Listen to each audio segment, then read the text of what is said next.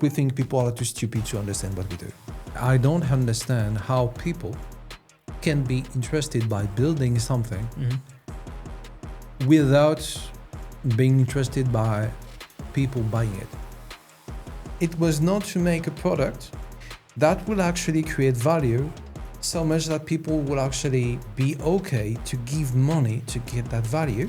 If you cannot link your work with the direction of the company, you're just screwed. User-centric or revenue-centric, if you're forced to pick one label for your career? I would say user-centric. Fabrice, welcome to The French Product. Thank you. For listeners who don't know you yet, 3 startups, 2 exits, CPO at the fork, co-founder of Produit Conf, and also one of the biggest product communities in France. And now you're running your own practice around product ROI. Yep. You've basically lived every version of the product career. And not that long ago, you got on stage and basically said that the profession got it all wrong. That takes a certain kind of nerve or conviction, probably both. So I'm really looking forward to unpacking all of that with you. No, thank you. So as I said, you started 3 companies, 1 crashed, 2 exits. And my first question would be, when you were a founder and it was your own money, what did decision-making actually feel like compared to when you became a CPO managing other people's budget? Well, I think the biggest difference is that you cannot not think about it. It's impossible. You always have the pressure. Every founder knows that runway, one way, burn rate. This is the thing that you have in your mind every day. And even at the moment where I founded the companies, it was the first one was in 2002, which is quite now a long time ago. Let's say that. I know I look younger, but whatever. I'm 44. Well, I didn't raise any money. The VC game was not a thing in France. So that was my own money, my very own money, not my parents' money, not my lover's money. That was my own money. So every time that we were taking a decision, the first thing was, can we do something that costs nothing? That was really how we thought about it. Well, if you compare to being an employee, even an Xcom, when it's not your company, well, you think budget. You have a yearly budget. You're not supposed to burn everything, but the principle is that you ask for a budget, you've been given that budget, and you will use that budget. Yeah. Even the logic in some companies, when if you don't burn it, people would take the part that you didn't burn, they would take it out of your budget for the following year. For sure. So it just pushes you to say, I have a budget, I need to use it. So it's a completely different game. I know you worked at IBM, Yep. and you were in charge of all the offers, if I'm not mistaken. Yep. That's about a €2 billion P&L. Yep. And before you came back to the startup world, and I know most product people do not sit close to any P&L at all. So what did that change about the way you see roadmaps? Well, there's a big problem in all the roadmaps that I've seen throughout my product career, to be honest, is that we always, as product people, complain that the rest of the company doesn't understand us. That's the first thing. Yeah. And doesn't understand what a roadmap is. Everybody is waiting for dates and features. That's because what they see. We are supposed to transform time and money into something that we deliver. So we always complain, this is why we created the now, next, later, whatever, right? But we always stop at the release. I've never seen a roadmap when people will actually say, we're going to release at that date or at that moment in time. And in 1 month, we're going to take a look at the results in terms of money. How many new leads do we have? What is the percentage of transformation from a cold call to actually a contract that's been signed and money on our bank account? Nobody takes a look at that. So if you say It's a roadmap. It's not a release plan, but you actually only show the release. You're just building a release plan. You cannot complain about it. At IBM, I was not working on the product itself, meaning that I was really working on how to sell it, how to explain it. I was in the middle of software and hardware. It was something that didn't exist before I joined. It's not thanks to me, right? Mm-hmm. It's thanks to my boss, actually. Uh-huh. So you are the situation when a sales guy from IBM would sell an HP server with some IBM software, or another guy would sell an IBM server with an HP software, just because there was absolutely no incentive to cross-sell anything. So one of the things that I was supposed to build was how to actually solve problems instead of selling technology. And that might seem absolutely obvious right now because it's what is at the core, the DNA of product and design. Yeah. You're solving a problem, you're not just shipping a solution. Mm-hmm. But at that time, it was 2007, so 19 years ago. Ouch. Of just trying to understand what a CTO or a CIO, that more CIOs and CTOs are as customers, in France and Italy and Greece, whatever, what was the problem that they needed to cover? What was the arguments that they needed to talk to the rest of the Xcom and say, I need that because this is what is going to prevent us from losing money. This is what is going to push us to set the pace on the market. Yeah. So that was a moment when to sell, we had to transform tech people that before, as we say, you've never been fired because you vote IBM. That was an official motto at IBM before I joined, was that no, it's not the case anymore. You're an Xcom member. You're not just, in the lower level of the company with the IT crew and just people don't understand what you do. Now they want something transformed into money. So 2007, it was product marketing. I was the only product marketer in France on Viadeo because LinkedIn was just starting to be a thing. So it really pushed me to understand not sell it before you make it, right? But more that whatever you do, you can build the best product in the world if people don't know that it's here, if people don't understand what they have to actually earn or actually win by using whatever you're producing, you're just shipping features. You can talk about outcome and usage, whatever. You're just shipping code that no one will use, not because it's not clever, not because it hasn't been done with design thinking, whatever. Just because you don't have the chain of command to actually get it in front of the right customer and have them understand what they're going to get out of it. Yeah. And all my career was in a way based on that. What's interesting, I was talking to Raf from GMO. I forget the stat, he's going to kill me, but I think there was something like, so GMO does onboarding, and he saw that I think 15% of like new features are absolutely unused. Yeah. And they ship it anyways, and then they don't look back and see that it's just not used, and it's just like it clutters, your whole app or your whole product. But going back to all the roadmaps and trying to figure out if you have an ROI, I think it hurts. I think most people don't do it because they're scared and because it hurts.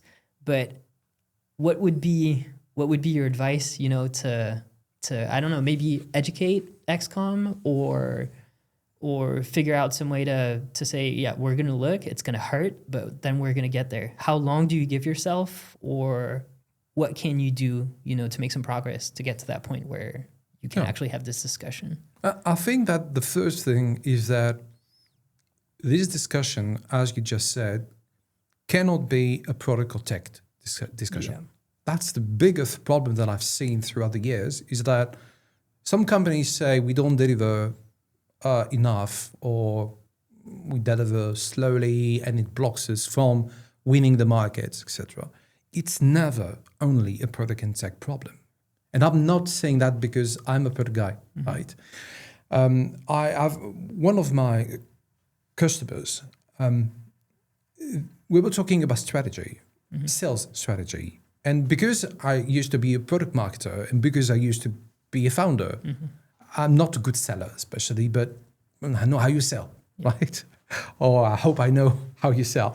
And we were discussing about focus and saying, well, there's a big problem that I see, whatever you do, is that you asking the tech teams to ship things and then they should take a look at usage. Okay. But at the right time, if you focused on the same things, you can do that. You're building just like you're building restaurants and you get feedback and then you have some time to make it better because it's your focus, because everybody agrees that it's not going to happen just like this. Yeah. But on the sales part, you're telling me that you're in a situation when every lead and every deal matters. Even though it's one customer who will need one thing, another customer that needs other thing. Right here, it's the core is rotten. Yeah. You're not making product, you're building specifics. And that's absolutely okay. So for me, the first discussion that you need to have to get to the decision is, do you say that you want to do product because you've heard that it's good? Or do you want to do product because you really want to build ROI at scale? Yeah. In a lot of companies, I don't know why, because consultants or frameworks, conferences, I really don't know why, they've understood that the only way to go now was by doing product. No. Do project, do IT, just don't take the fancy words. If you want to grab any leads here and there, that you're never going to scale, you should not do product. It's not made for that, right? So for me, that's the first thing. Now, let's assume that you want to do product for the good reasons. The second, I'd say, change of mind is about understanding that what you do in product is not budgets, it's investments. I'm not saying that you don't have to respect the budgets. All the CFOs that might actually be viewers here, that's not what I'm saying. But inherently, what we do is made on a lot of assumptions, a lot of unknowns. It's not the same methodology that we do every day. And I'm not saying that the others, who you do a marketing campaign and you're not never 100% sure that's going to work, or you're a sales guy or sales girl, you cannot say, this customer I will sell to them. But you could say that if I talk to 100 customers on the phone, at the end, I have 5 or 10 customers that will actually sign a deal. We cannot do that on product. It's absolutely impossible. So the only thing that we can do is try to assume that considering a level of risk that we have, this is how our investment portfolio should look like. And this is a company responsibility. Do we all agree that what we're going to sell might be just a small part of that portfolio? Do we all agree that we cannot just add features on features on features just to please some customer without sacrificing the rentability that we thought we should have? So it's a common responsibility of saying, do we all agree on the consequences? We told our VCs that we should have a 20% growth and at least 15% of EBITDA margin, which would be great. If we're taking those decisions, we're just saying that we're not going to reach that. Do we all agree on that as an Xcom? Yeah. The third part, so the first part, the understanding why you're doing product for the right reason. The second part is the investment part. The third part is the co-investment part.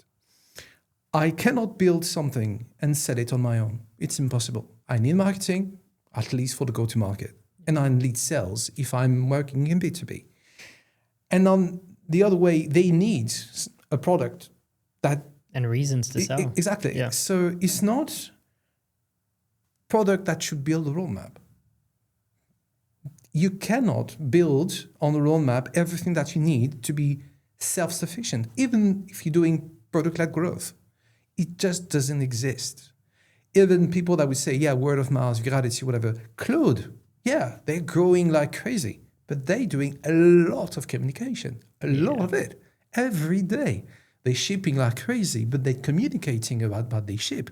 They don't just wait for people to say that on LinkedIn that in 2 hours they've done whatever. Yeah. Right? So you say you need the others. So whenever someone asks for a feature, then they need to be able to put things on the table to make sure that it's going to be a success.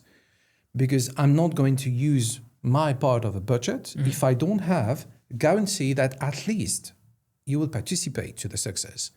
And that's the same thing for product. I'm not going to decide on my own that I'm going to build a feature for that specific persona without understanding what is the state of a pipeline.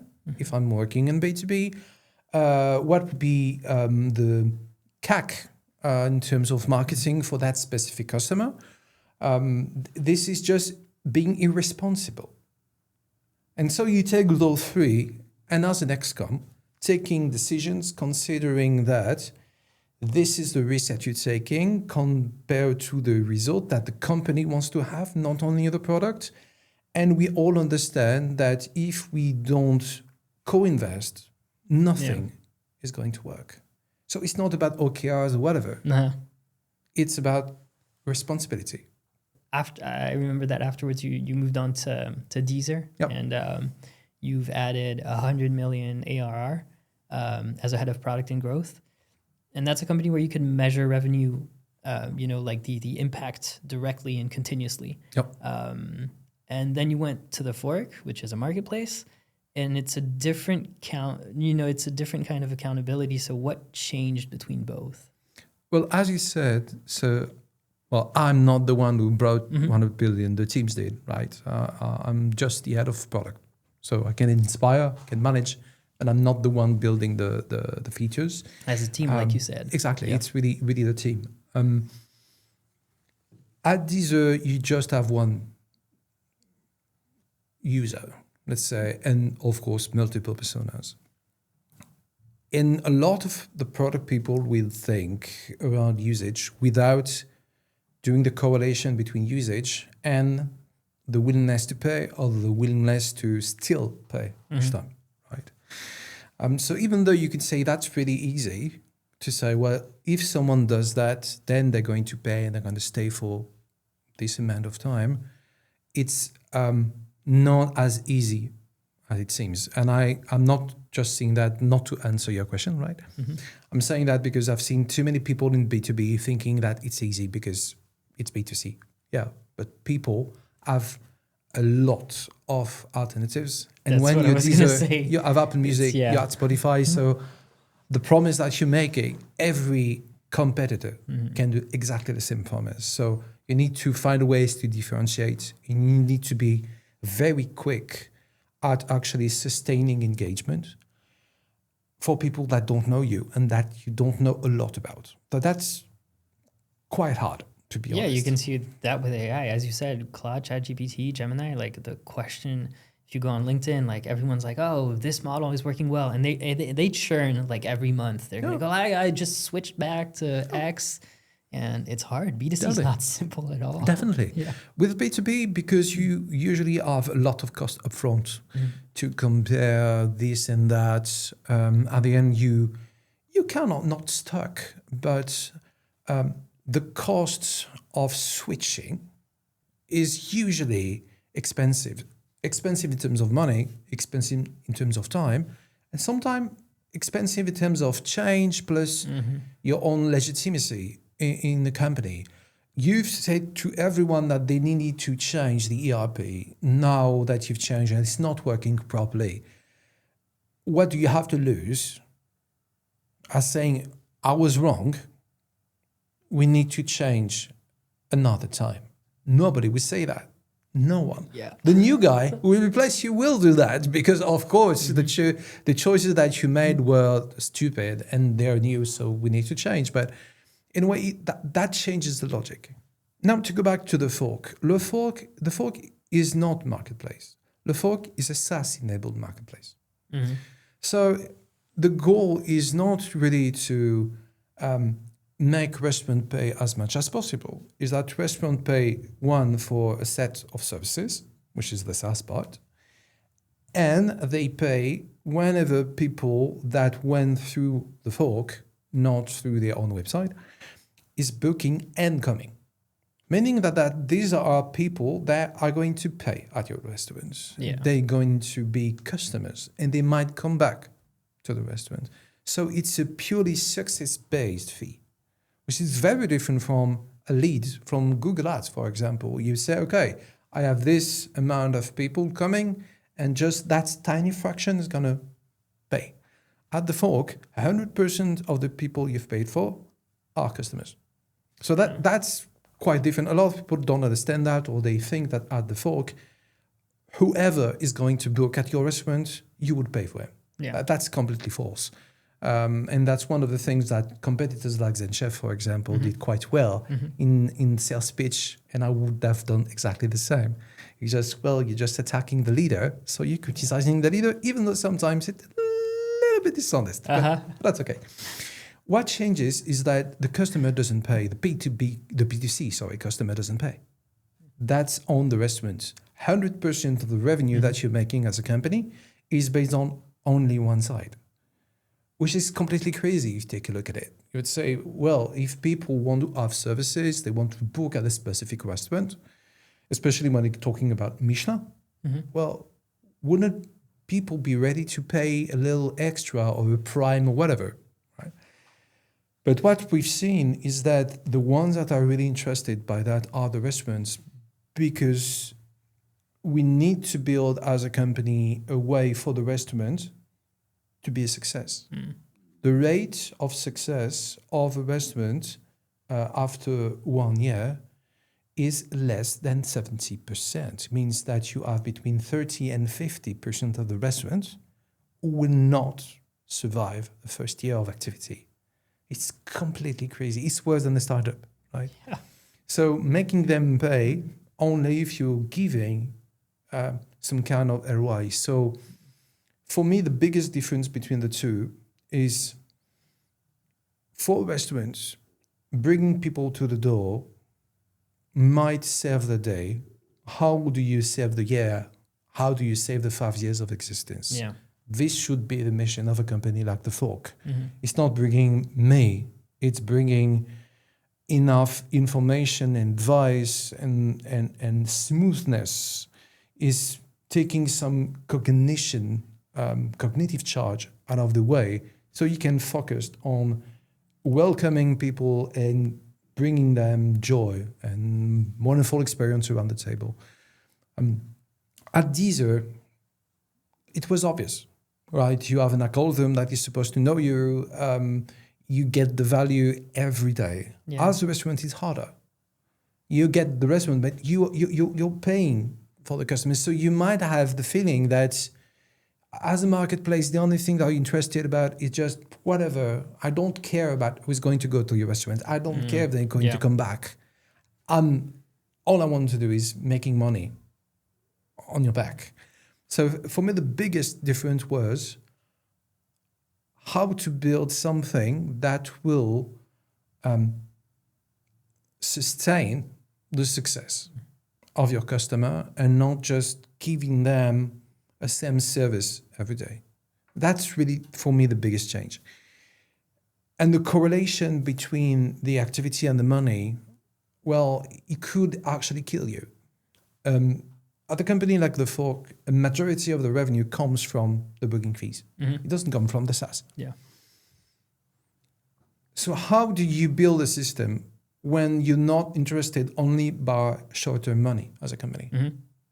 You actually need to be interested by helping those restaurants go on. It's even more interesting if you're building that trust with restaurants because, well, if they don't die after a year, they could still be a customer. If they die after a year, you just lost a customer. Yeah, pretty much. So this is where the business model changes. It's not really about where you're making money. It's about how not to be biased as a system by pushing things that actually might be against the success of your customer and so against your success as a company. Getting back to like focusing on ROI and also what the community got wrong. Again, like last year at La Produit Conf, which is again like for anyone, they have sessions in English as well, and really people from all around the world. It's super interesting. You opened with a quote, "We had a great promise, transform technology from a cost center into a profit center. Let's not lie to ourselves, we failed." That's a remarkable thing to say at a conference you co-founded. So what was it like to say it out loud? Well, that was great. I never understood, I understand the reasons, but in my flesh, in a way, I don't understand how people can be interested by building something without being interested by people buying it. I just don't understand that. I don't understand how people can think about frameworks as an end and not a means to an end. People saying, yeah, it's user-centric or data-centric, say, no, it should not be. If you're user-centric, you're building something without even thinking about are people ready to pay for that. If you want to be user-centric, you might end up giving them whatever they want. Data-centric or data-driven, same thing. You're not driven by data. Data doesn't drive you.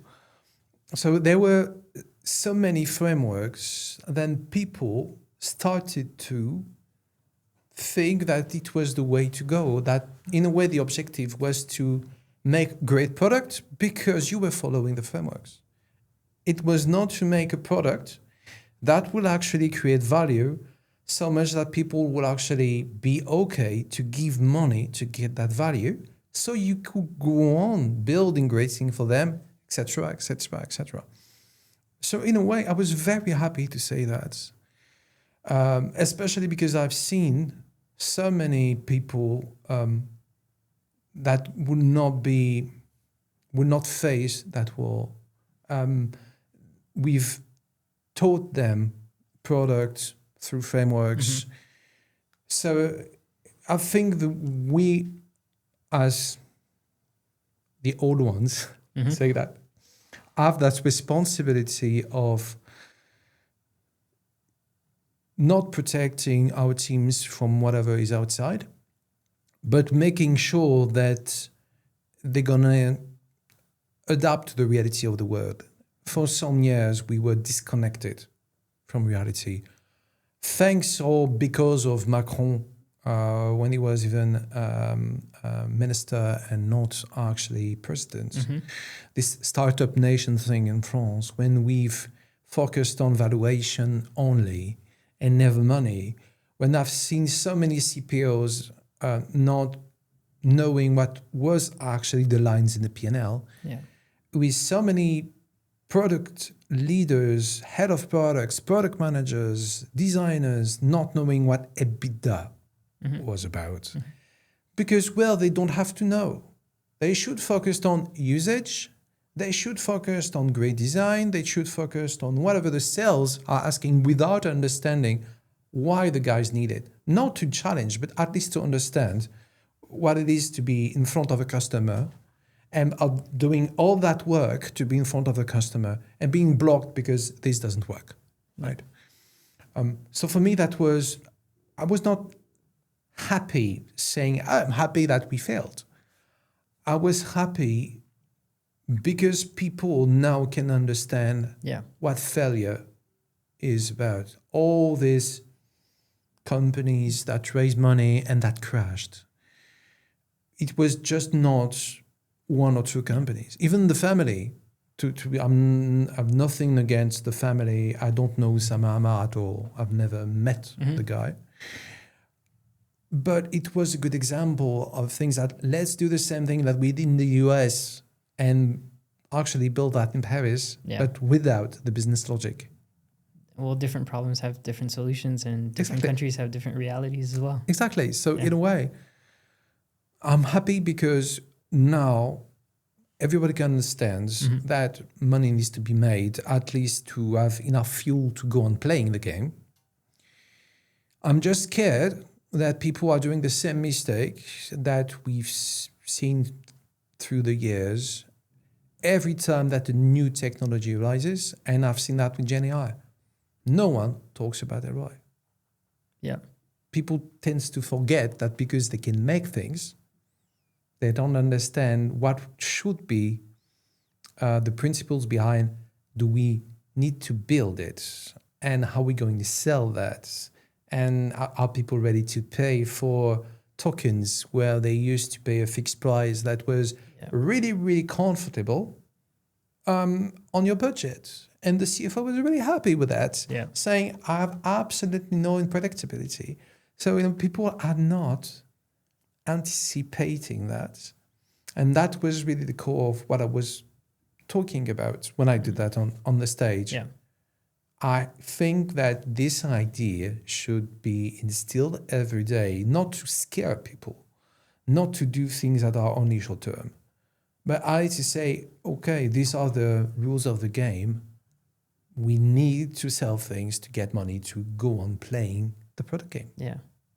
Well, it's you coined the term product splaining, which I love. Product people responding to financial pressure with frameworks and jargon instead of business language. Yeah. And I find it really interesting. Where does that reflex come from? And is it a training problem, a hiring problem, or structural? No, I think it comes. The first reason is the misunderstanding that you can have about what product in tech in design. When I say product, consider design, product design and product management. Yeah. So sorry if I'm saying a lot of product. It's not that I consider that design is less important than product management. For me, it's just the same thing. No, it's just coming to, honestly, things are merging. Even with tech, there's a bunch of discussions these days, and every role is sort of like merging. We're trying to figure out where we fit and how we rethink about the way we work together. So I totally understand. If you haven't been through that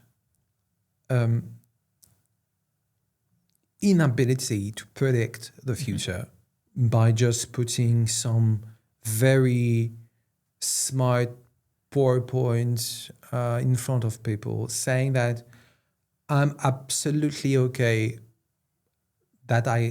with the fact that I don't know everything.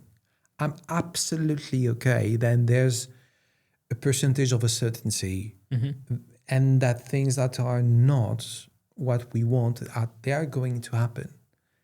And I'm okay with that. It's so different from what we learned at school. Saying that you need to make sure that everything is being considered before taking a decision. Yeah. Especially in France. I'm not saying it's only French, but I think that the way that you're never going to raise your hand at school saying, I don't know. No one's going to say that. It's impossible. So in a way, the game is about being right. Just like the LLMs. The goal is to give an answer, right? And saying, that's the right answer. Well, when you're building a product, you're going to be wrong.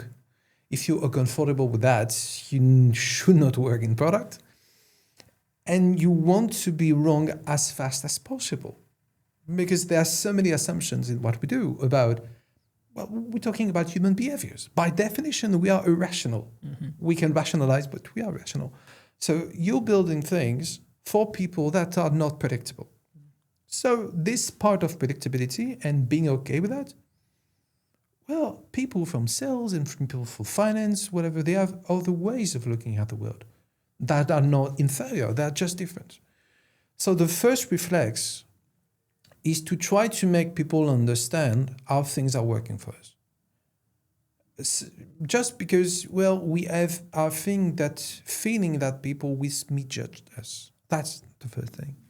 The second thing that we do is that to compensate that, we've created frameworks that are just putting into images and metaphors, whatever, hard realities that you cannot imagine if you're not going through that. So because it's hard to understand and it's hard to explain, we're just going back to first thinking that by definition, the person in front is not too stupid, but needs to be educated. Yeah. Which is a hard assumption. And the second thing that they need to understand the rules of the game before we could accept to play with them. So for me, it's a double reflex that we have. Yes, it's hard, but we think people are too stupid to understand what we do. And this is how we created that image that product people were just know-it-alls and saying, you don't understand, so I'm going to say no. Yeah. I don't have to give you a reason for that because you should understand it, but you're too stupid to understand it. So it does go me say no. And no, I'm not giving you a date and whatever because I'm doing a now, next, later roadmap. And that's the end of the discussion. Yeah. You had a strong claim that product teams are not the pigs. They're actually the chickens too. They don't really have the skin in the game. Yeah. And that's not partially structural. I mean, most PMs are employees. So how do you build accountability without ownership?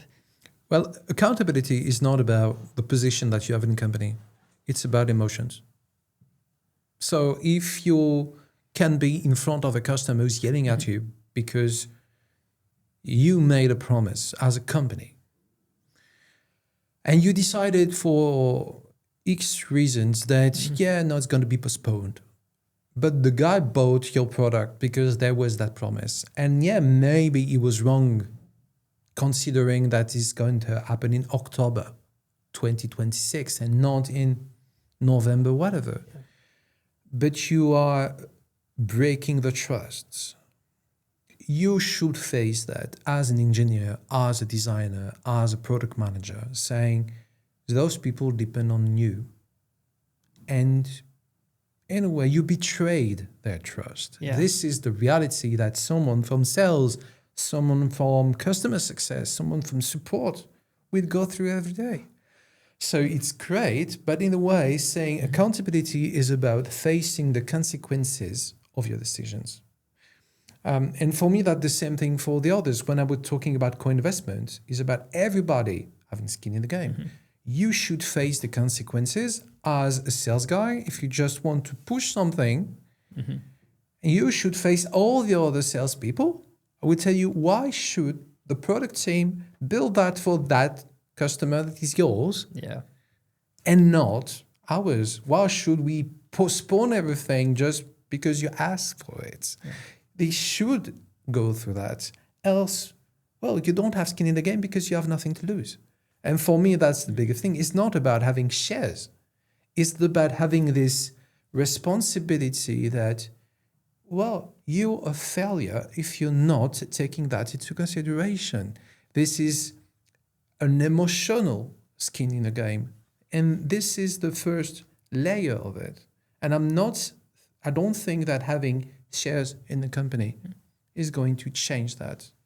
No, it's the emotion that matters. Yeah, I think we've lost the concept of ownership. I mean, that's what it's supposed to be, ownership. You're supposed to own, independent of it being, the output, like the feature or the issue, the customer type. You're supposed to know the person and your users and really solve that problem and own anything that happens. Have you solved the problem? How did you solve that problem? Is this something that switched to another problem, that happened after that new way of solving the original problem? And I think this is what we're losing. But do you think it's a bigger corporation problem? Or it even happens in startups. Like sometimes they lose their way because they're not talking to customers anymore, or not enough.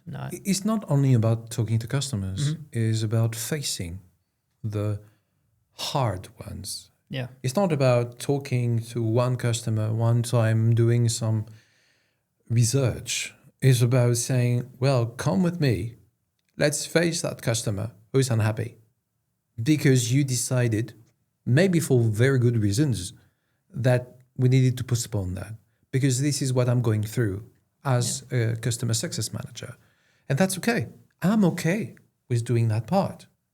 But it's taking a toll, right? That's the thing. Fine. So you cannot just say that because in your planning and it's moving or whatever, you decided to spend 2 more weeks on that specific element of design because we thought it was important to create delight. Do we all agree that delight was needed there, that we were okay to invest 2 more weeks on delight? Maybe we are. That's absolutely okay. You cannot just do functional things. You need to create delight. But do we all agree? Do we all understand the sacrifices and the consequences of that decision? So it can happen in a startup with people that think that great design should be that, great tech should be that, great product should be that. It happens whenever people don't have this conscious of the consequences of their actions. This is all it is. If you're taking a restaurant, you could focus on, well, this is the best cooking in the world, and this is the best place in the world in terms of design. But still, if people not going through the door, if people are not booking, and if at the end it happens cold because there's big bottleneck and the waiter is just overwhelmed, the experience will be wrong, even though you might have done your job right.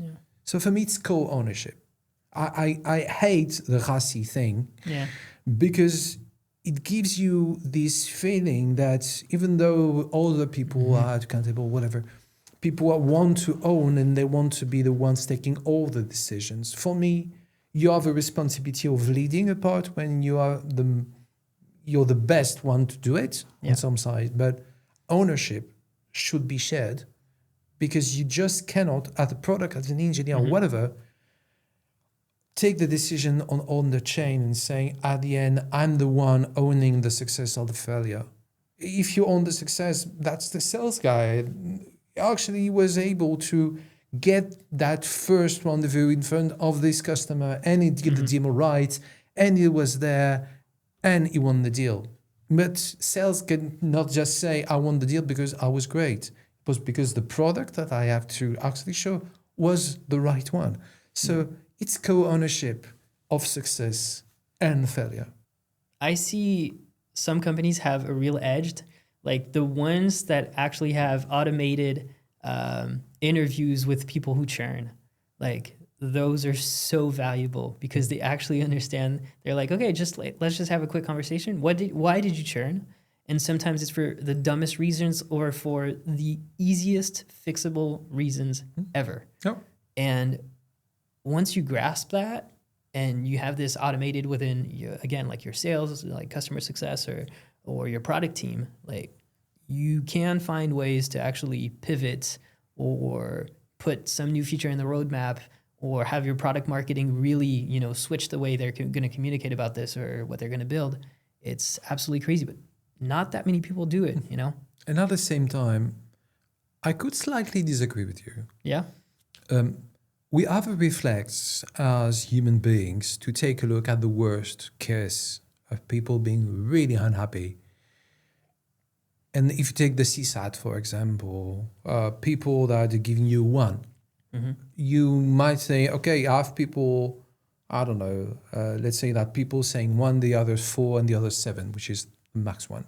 A lot of people will say we need to get those 1s and transform them into 4s, which is completely wrong. You need to take the 4 and transform them into 7s. This is where the value is. I love loss analysis, especially in B2B.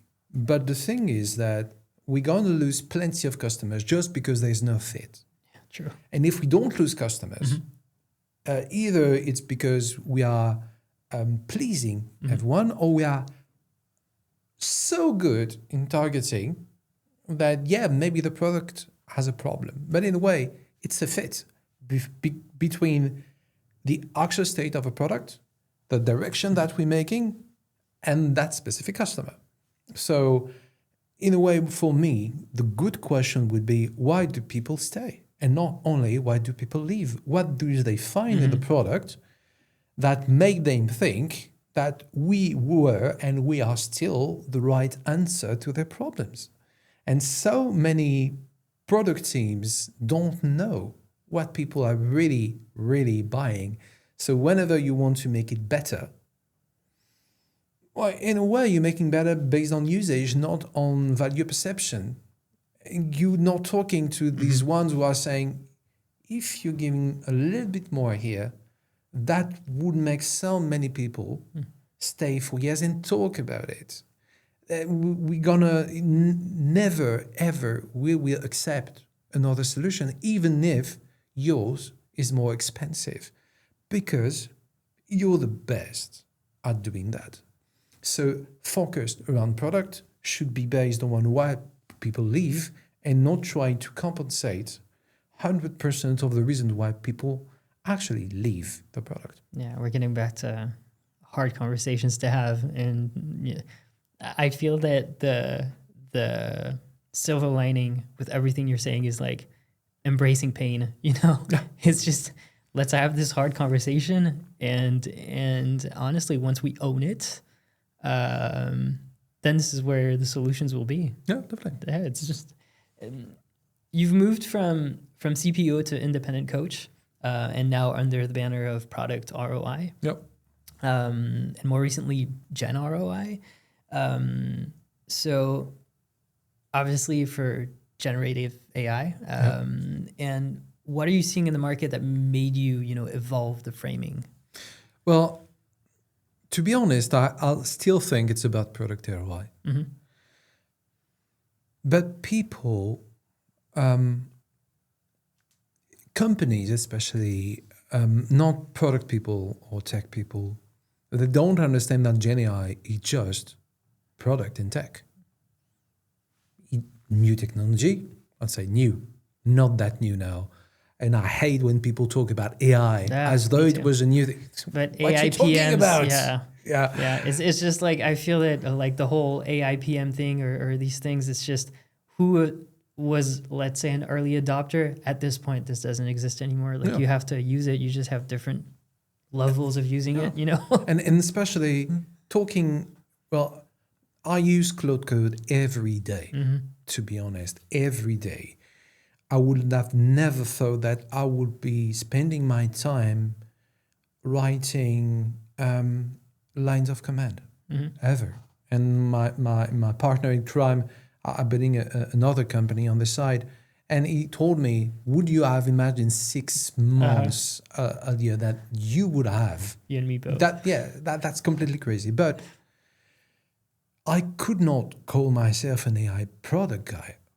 Because, well, I compare myself to people that build algorithms based on deep learning, for example, and I don't know anything about the thing that they went through. So I empathize with all the guys that, they are AI PMs. They are able to build all the product based on algorithms that they actually build.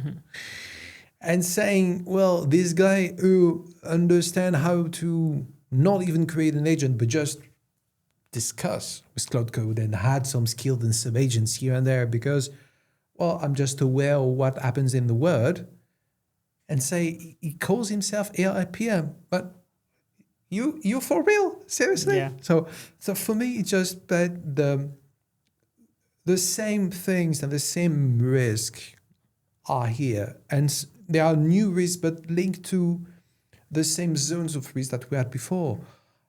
We talk a lot during some product explaining about this viability, desirability, feasibility, Venn diagram.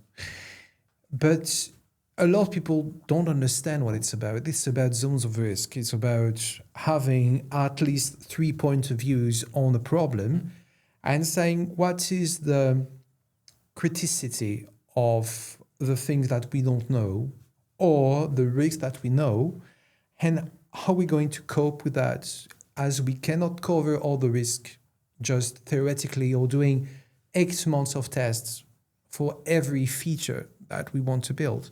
So it's a kind of common responsibility of a decision. Getting back to that.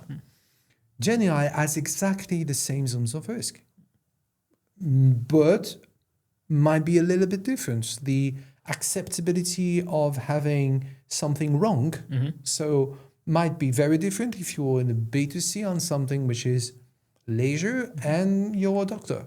So not the same tolerance to risk or error. We talked about the business model.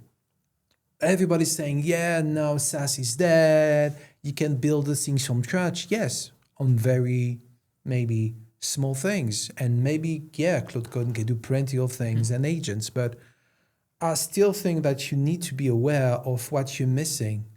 And if you're aware with what you're missing or saying, I don't need HubSpot, I just need that small part. Yeah. Build it, no problem. The level of complexity is something that we never conscious. It's always easy. Everybody think that the job of the others is easy. Everybody say that. It's easy because sales should not be that complicated. Yeah. Marketing should not be that complicated. So it's Dunning-Kruger everywhere, all over the place. Yeah. So saying, okay, I'm okay with that. Yes. But is your customer ready to actually take responsibility of the risk if things are not working properly? If it's killing the business, are we ready for that? Are we ready to focus on things that is not our core value? Asking the right question. Exactly. So are we okay with the talking about? Flexibility of pricing. Yeah, everybody would say, I would be very super happy not to pay for seats when I'm not using all the tokens. Yeah, no problem. Use the API. Oh, no, I prefer to actually pay $90 or $200 for Cloud Max because I don't have to pay those extra costs on top of that are not even covering Anthropic costs. So people are fantasizing about things that they want to build, about things that they want to believe, but they don't own the consequences of that choices. This is hard. This happens with OpenClaw as well. When you get then an API build, it's just completely crazy because you didn't have the actual guardrails. And that question about the SaaS-pocalypse is crazy. The market's going crazy. A lot of people are churning because, you can build something quickly, but HubSpot. Are you going to do the maintenance? Like, this is not your core value. This is not what you want to be doing. It's a tool that you use.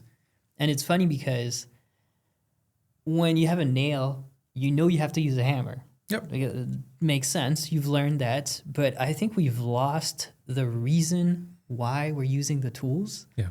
And we're not studying that. We're not teaching that. And then once you get a problem, you're like, oh yeah, I can probably build this. But then you don't realize like what the maintenance is, what the cost is to actually do all this, what the lack of focus, because you talked about focus, then you defocus on your core value, your core business, because you can build something, but it's not because you can that you should. And it's funny. We're getting back to really asking the right questions, embracing pain and saying, that's what you want to do. Focus on this. Don't be polluted by the noise. It's about ROI.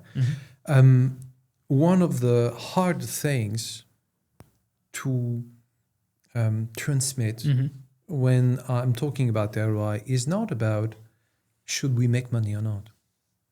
Everybody agrees that we should make money, and in one time, not making plenty of money, not harassing people so they can buy it. We need to make money. The thing is that whenever we have a discussion between a sales girl, for example, and a product team about doing something for a specific customer, the first reflex that we have is to say, yeah, but how much is it going to represent in terms of revenue? And you know that the girl will be dishonest because, you have an incentive to be a little bit optimistic. Let's say that because you want your thing done. And then say, okay, that's going to be 50K, but my cost, and let's take the assumption that the product teams think about their cost, which is usually not a thing, is going to represent that. And that's not the right question. The right question is, if we use that amount of money, so the time of a team, let's say 2 weeks, right, which is 20K on average, maybe less in some countries, maybe less tomorrow with GenAI, but let's say it's 50K, it's 20K. Should we invest those 20K on your problem, or should we invest it somewhere else? So it's not about you put something on the roadmap, you take something back. Is let's take a look at the portfolio of the investment that we are making. Yeah. What are the returns that we expect with that money? And if we don't have invest that money here, it means that we are losing. What makes sense financially. Exactly. So it's just covering the cost. Is that should that money be invested elsewhere because it has better chances in terms of ROI? So when it comes to GenAI, it's not about can you do that and we will actually save that amount of money. Is that the time they're going to spend here, is it better used for that versus the future of your company that you're going to make money at scale through that? You're not just going to say, yeah, every month I don't pay HubSpot. Great. Yeah. Okay, what is the amount of that versus I'm building something that will be used and sold to, I have for you, 2 times, 5 times, 10 times more customers tomorrow because it has compound effects. So the framing of that, of ROI, is just not about money. It's about return on the long term. Yeah. Maybe one last question. If you were a first-time CPO stepping into a company today, let's say Series B, 20-person product organization, investors that are asking for profitability, what's the first thing you change in the first 90 days? The first thing I change is how I link the work of my teams with the P&L of the company. And I'm not saying that ROI should be only short-term, because the return could be branding or long-term value. I'm absolutely okay with that. But if my teams cannot, for plenty of reasons, link whatever they do with what we expect to show to the investors, we have a problem. And that would be the same thing for marketing and finance and sales. There's a problem here because it means that they are making choices without being able to link that with the right consequences. So if I give them autonomy on that, I'm creating a field for failure. And that's the biggest problem of all. Your responsibility as a CPO is not set the strategy, create the OKRs. And I'm sorry, it might be cheesy saying that, but your responsibility is to make sure that people on the field have enough information to take the right decisions when you're not looking. This is your main responsibility. All the rest is just first garbage. This is the end goal. If you cannot link your work with the direction of the company, you're just screwed. That's a great wrap up. I have, just to finalize things, I have a couple of rapid fire questions for shoot. you. Rice or no rice? No rice. One decision you made as a CPO that you'd reverse if you could? I think it was firing someone. Oh, okay. The one question a CEO should ask before hiring a CPO? What is the last time that you took a decision that actually make the company lose money? That's an interesting one, and I know you do that kind of exercise. So, yeah. User-centric or revenue-centric? If you're forced to pick one label for your career, I would say user-centric, because revenue-centric would mean short-term revenue. User-centric, well, if you can transform whatever behaviors of your customer into ROI for both, then at the end everybody wins. If it's only review-centric, you're too tempted to actually focus on your success and you're losing the long-term game. All right. And last question, the French product person, besides yourself, whose work is most underrated internationally? I would actually, I think I would talk about Aurélien Georget, which is the CPO of Strapi. I agree. Which is a very, very humble guy. It's something that you feel every time you talk with Aurélien, and actually with the whole company, and what they've built and what they've actually rebuilt for With GenAI Fimo, lately is absolutely great. And I think that maybe because it's not B2C and it's not shiny or whatever, but people don't understand how great this company is and how great Aurélien is as a guy. But see, this is closing the loop. Like you said, this is one person that I've seen because I've tested Fimo before he launched it. I've had him on the podcast. I talk to him like every day pretty much. And he will jump on sales calls and calls with actual users all the time. Yeah. Makes the whole difference. Yeah. Fabrice, thank you so much for all this knowledge. I really appreciate this. And where can people follow you? Well, on LinkedIn, that's really the way to go with me. I use LinkedIn more than I use my mailbox. I don't post a lot. Sometimes I post more, but maybe I haven't posted for months. This is way too good to contact me. It's even better than going on productroi.co, which is my website. Just have an honest conversation. And I'm always happy to have conversations. I don't charge all the conversation that I make. Maybe I'm stupid, but this is who I am. Thank you so much, man. I really appreciate this conversation. And looking forward to having others in the future. I hope so. Bye-bye. All right.